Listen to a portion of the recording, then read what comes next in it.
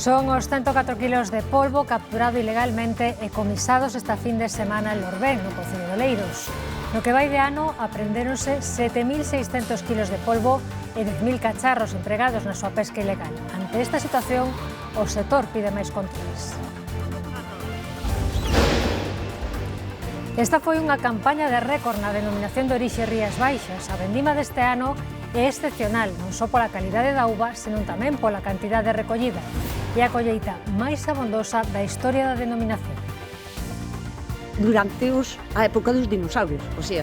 Esta nave publica vídeos con consellos para a horta que reúne máis de 250.000 seguidores.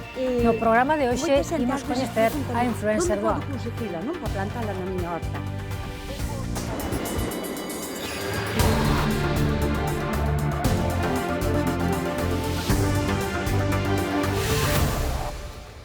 Que tal? Boas tardes. Xa lo contábamos en titulares. O Servizo Marítimo da Garda Civil da Coruña requisou 104 kilogramos de polvo en Lorbén, no concello de Oleiros. Os feitos ocorreron cando observaron o transvasamento de 5 esportas de plástico, aparentemente con capturas no seu interior, dende un barco pesqueiro a un camión estacionado, sen realizar a súa pesada nas instalacións da loxa. Os exemplares requisados entregáronselle ao Banco de Alimentos Rías Altas. ¡Parade de tirar os cacharros! Este é o momento en que os gardacostas interceptan un barco da Guarda cos cacharros de polvo prohibidos. Foi unha das últimas intervencións, a tripulación tirou os aparellos pola borda e a embarcación foi precintada. Este ano aumentaron os meses de veda desta especie, foron 3, e tamén os controis desta práctica ilegal. O que se comprobou despois da veda de 3 meses é que a especie reaccionou ben a ese descanso. Entonces tamén, ao ver que as capturas foron importantes as primeiras semanas, seguramente tamén se incrementou a utilización destes aparatos e nós tamén incrementamos tamén o traballo sobre todo encamiñado á retirada destes artefactos ilegais. Os cacharros, unha arte de pesca prohibida en Galicia, cada vez máis utilizada de xeito ilegal e que ten moitos prexuízos para a continuidade da especie. Os polvos utilízana como refuxio. Utilizan sobre todo xuvenís, animais de 200, 400, 500 gramos que non acadan a talla mínima legal establecida, e tamén as femias para poñer a posta. A hora de levantar eses aparatos non discriminan en absoluto a capturas. Collen femias, utilizan de feito lexía para quitar a femia porque a femia non quere deixar o refuxio porque ten a posta aí, e tamén retiran os xuvenís que tamén se acaban vendendo. O sector pide que se intensifiquen os controis polas perdas que supón para eles. As nazas de pesca legales, que cada naza custa entre 35 e 40 euros, a eles un tarro deses lle custa €1. Esa diferencia. Nos temos aí 7 ou 8 mil euros tirados sin poder traballalos porque non pescamos. Na zona da Guarda e da Ría de Vigo é onde tiveron lugar o 64% dos comisos de toda Galicia. A fronteira ao final no mar é máis ou menos invisible, eso facilita, digamos, que haxa certa perspicacia por parte dos barcos portugueses a hora de largar eses aparatos aquí, e tamén hai barcos gallegos que os utilizan. Pode haber sancións económicas para os infractores e medidas cautelares como o precinto da embarcación. Patrón, non facer caso é peor,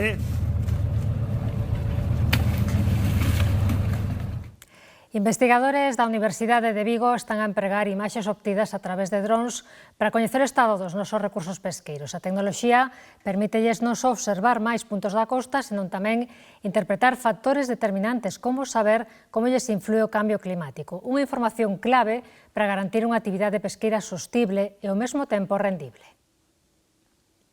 Analizan as poboacións de percebe na costa de Baiona cunha nova aliada, a tecnoloxía. Son investigadores que mediante algoritmos matemáticos poden procesar as imaxes obtidas por drons, diferenciar nelas os recursos pesqueiros e analizar o seu estado.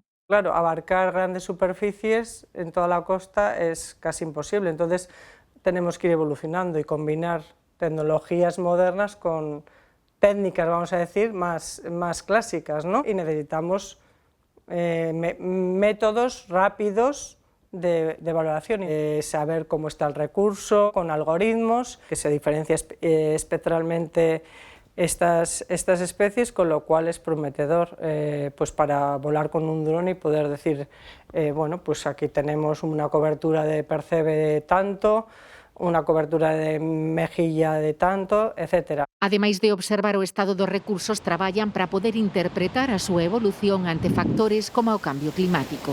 En este contexto que estamos de cambio climático, de cambios importantes, pues es importante también, aparte de este mapeo, queremos ir a qué pasa cuando hay temperaturas extremas, cómo se está afectando, cómo afecta la fisiología de los organismos, están estresados, no están estresados, crecen más, crecen menos, están en un microhábitat donde hai menos fluctuaciones térmicas. Este método de traballo que xa se empregou no estudo das algas aplícase agora a recursos de grande interese comercial para Galicia, como o percebe ou a cría do mesillón. Os seus resultados serán claves para garantir a súa sostibilidade e rendibilidade.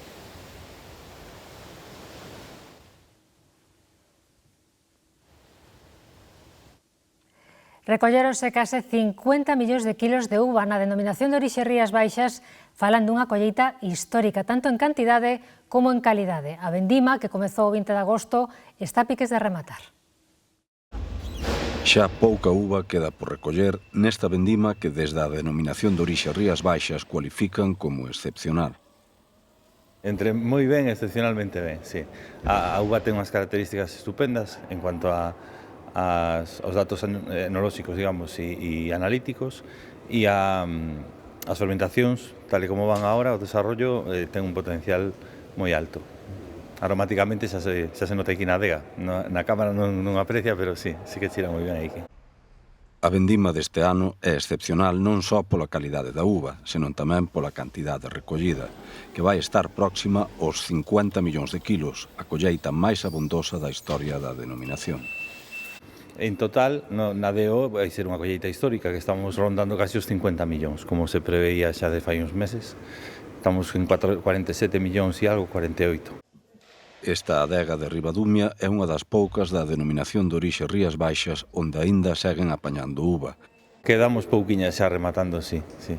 O tero máis ao norte é o que queda pendiente, a zona máis ao norte, e saliunos ben o de esperar para ter unha uva en perfectas condicións de maduración.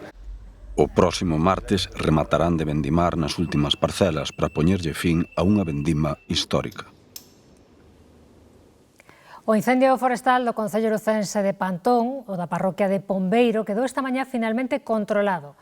O lume iniciouse o día 18 e, segundo as estimacións finais, afectou algo máis de 1.800 hectáreas, parte delas no concello de Sober. Isto tamén fai 3 anos, xa volto a estar outra vez. Máis cousas, o abandono da fonte do Tinteiro, un manancial de augas minero-medicinais de gran tradición en Ourense, ten indignados os usuarios habituais. Como alternativa, recorren a outro manancial situado uns metros máis arriba, pero as propiedades, din, non son as mesmas. Nun balcón con vistas ao Miño e ao pé do paseo fluvial, a fonte do Tinteiro chegou a contar cunha afluencia de máis de 300 persoas ao día. Xente que ven con problemas de piel, dermatitis e demais, cúrase, acné na cara, cúrase. Estaba xente aí que incluso con tinas ou tal, e poñan encheanos e metían en os pés. Hoxe só chegan os despistados. Turistas e algún veciño que aínda non se decatou de que leva meses sen funcionar correctamente polas filtracións da auga do río. Se a do río ahora mismo está a 16 grados, pois esta sale nos a 20. Cuando tiña que salir a 40 ou 45 grados. Ahora mismo sabemos que está fría porque senón o que a base estaría quente.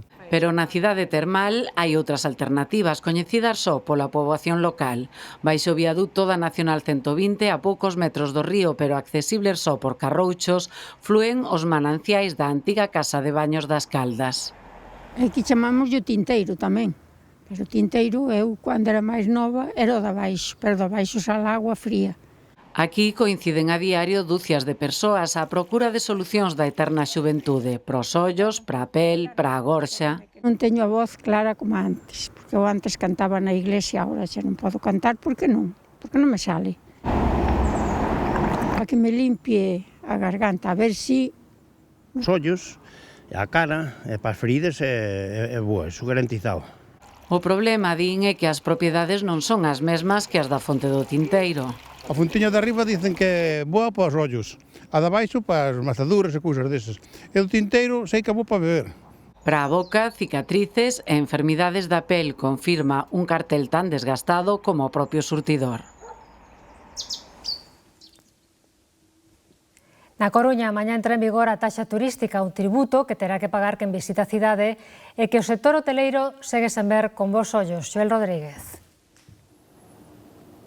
Sí, precisamente o sector considera que se trata dunha medida innecesaria e que vai supoñer un esforzo extra para os establecementos, xa que van ser eles os establecementos hoteleiros os que teñan que xestionar o abono desta taxa ao Concello a través de dúas autoliquidacións anuais e a través dunha plataforma en liña. A partir de mañá luns, os turistas que cheguen ata esta cidade herculina van ter que pagar, dependendo do establecemento no que se hospeden, entre €1 e €2,50 por persoa e por noite. Haberá, con todo, exencións, por exemplo, no caso de menores de idade, tamén persoas con discapacidade por riba do 65% ou asistentes a congresos. Situación semellante tamén na capital de Galicia, en Santiago. Esta taxa turística podería entrar en vigor a partir do vindeiro mércores, iso sí, se o Tribunal Superior de Xustiza de Galicia non decreta a súa suspensión cautelar despois dun recurso presentado por unha asociación de hostaleiros.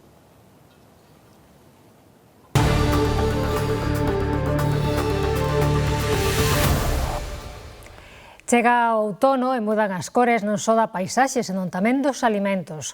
Un exemplo é o das froitas. Despedímonos das froitas de pedra para dar paso aos cítricos, as mazás, en definitiva, as froitas de tempada. Pero as froiterías levan tempo tamén introducindo froitas exóticas, todo un mundo de texturas e de sabores con moita aceptación. Que maracuyá, papaya, que outra, guayaba. Son innumerables e moitas auténticas descoñecidas a este outro lado do mundo. Vamos a empezar por esta maravilla que nos traen desde Indonesia, que se llama piel de serpiente. Y lo vais a descubrir rápido el nombre. Una fruta dulce, que a mí me recuerda a una golosina. Pero a través das redes sociais e nas tendas físicas as froiterías introducen cada vez máis alimentos exóticos. Creo que vou probar novos sabores, non sei, experimentar. Unha fruta moi boa, sabes, moi doce, a maioría das froitas tropicales teñen unhas propiedades moi boas e a xente cada vez consume moita máis, o que é o tema do aguacate, o mango, a papaya, que é super buena polo estómago. Jacobo ven notando a grande aceptación deste tipo de produtos na súa clientela, sobre todo coa chegada das estacións máis frías. Nos estantes, as froitas de tempada xa conviven coas exóticas. Hai que mirar a temporada e o precio. O sea, son frutas transportadas por avión, teñen que vir maduras, entonces normalmente as frutas do trópico veñen en barcos. Un barco ven tardando un mes e pico en chegar a Europa. Entonces estas frutas de calidad teñen que vir por avión. Entonces o precio incrementase por 3, por 4, por 5. Mangas, por exemplo, a €6 o kilo ou as yautías por riba dos 8. O que parece claro é que chegan para quedaren sendo a mellor carta de presentación polo sabor e a textura da cultura alimentaria de moitos países.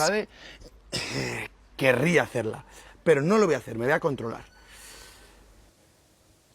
E aínda que o outono xa está aquí, non podemos descoidar o xardín se na primavera queremos que flores e plantas presenten o seu mellor aspecto.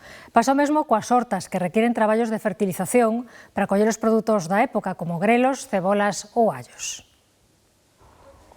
Coa entrada do outono é tempo de renovar a terra. Unha época boa para empezar co escadificado e despois un poquinho recollida da folla e empezando só da xa a poda.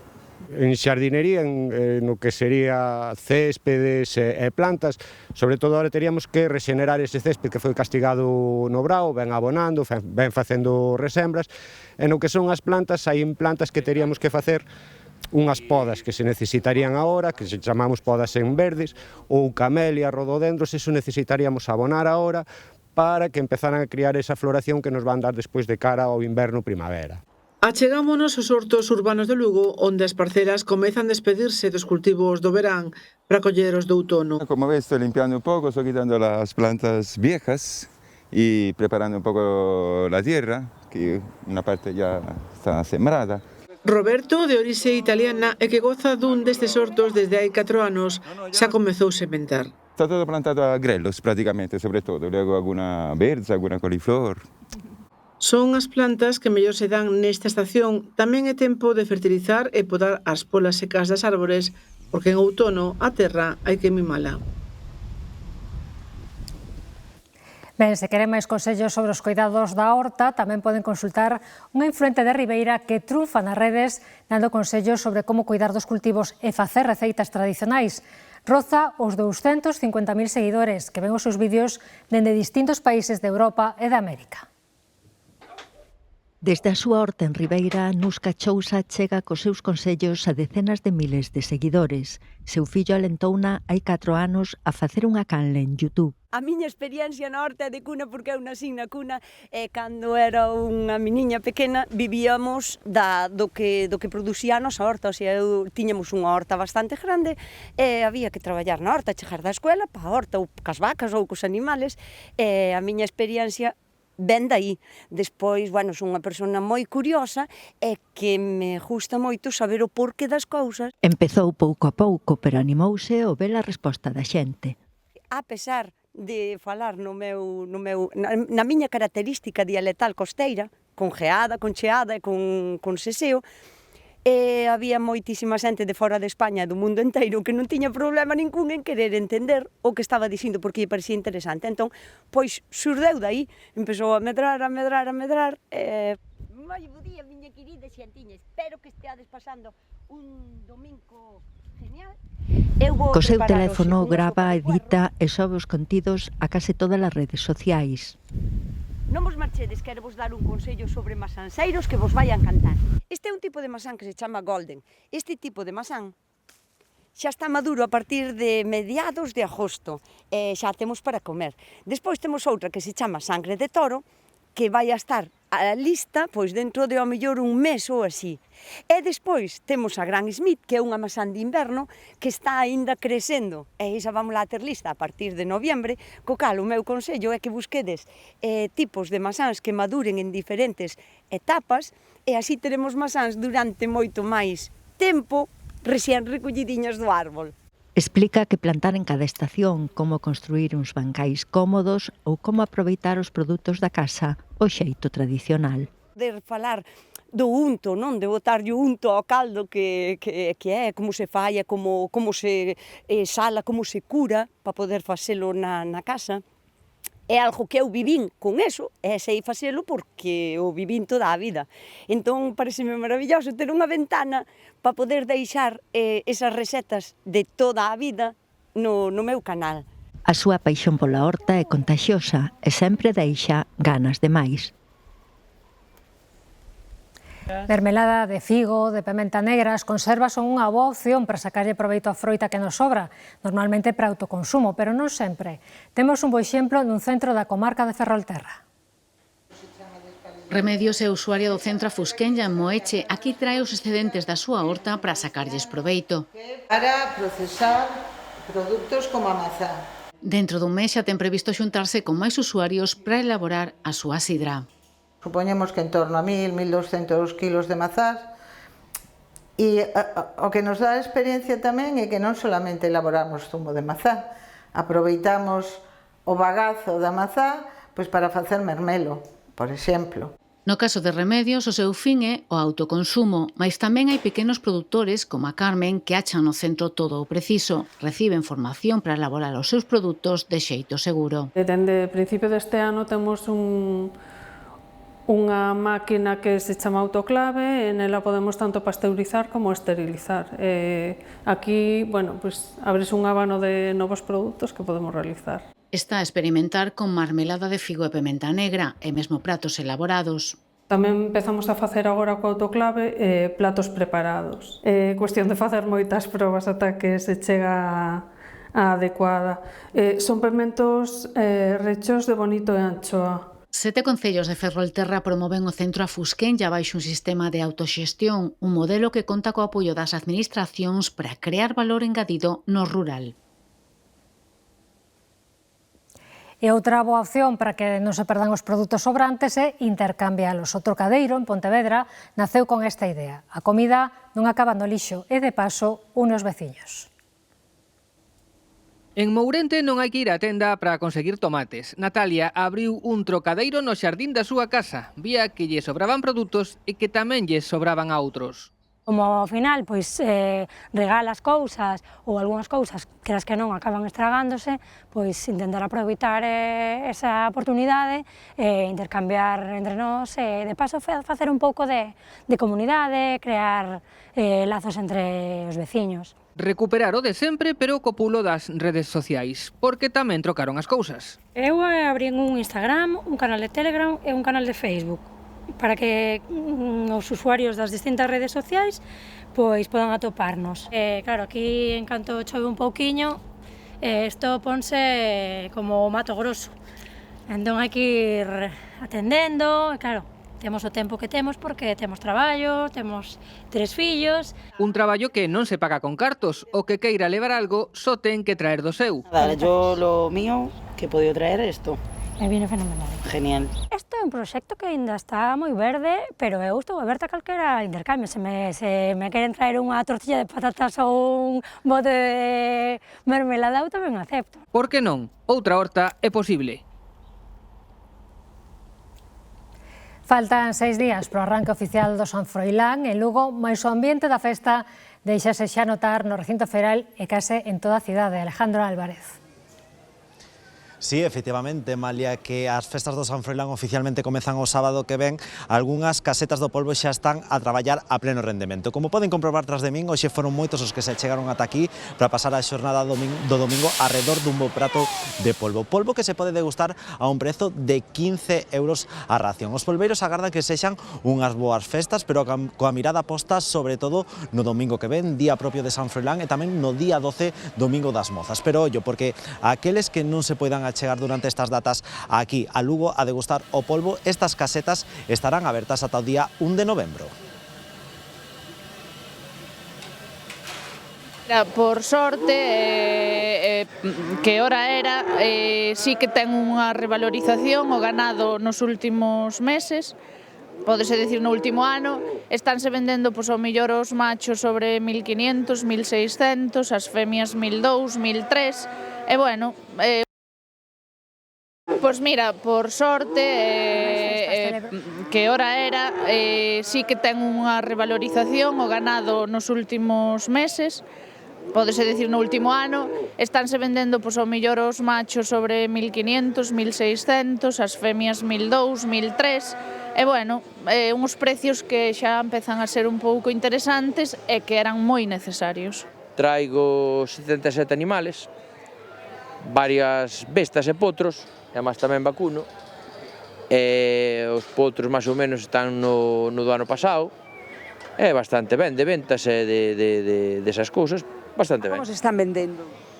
Pois mira, os potros ao destete estánse vendendo a 500, 600 euros, que é un precio bastante razonable, e pois os potros quincenos de máis precio porque valen máis, lógicamente. Ben, xa os coitaron, dende Muras celebrouse esta mañá a 37ª edición da Feira do Poldo, un evento no que se ofreceron máis de 500 animais e do que gandeiros e tratantes en xeral, como puderon escoitar, saíron satisfeitos.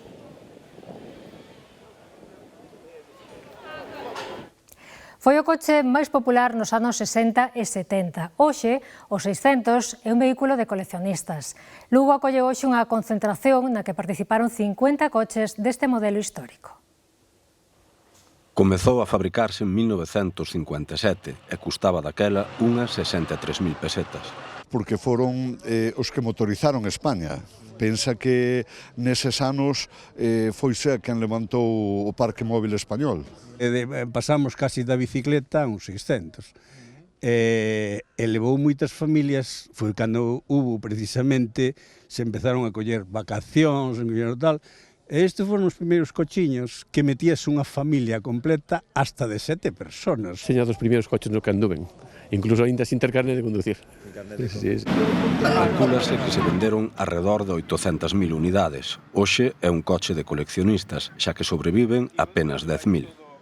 Pues bueno, tienen de especial que son coches que ya no se fabrican como lo que era antes, son coches que la mayoría tienen entre 50 y 60 años y que con una llave, un destornillador y un alicate lo reparas.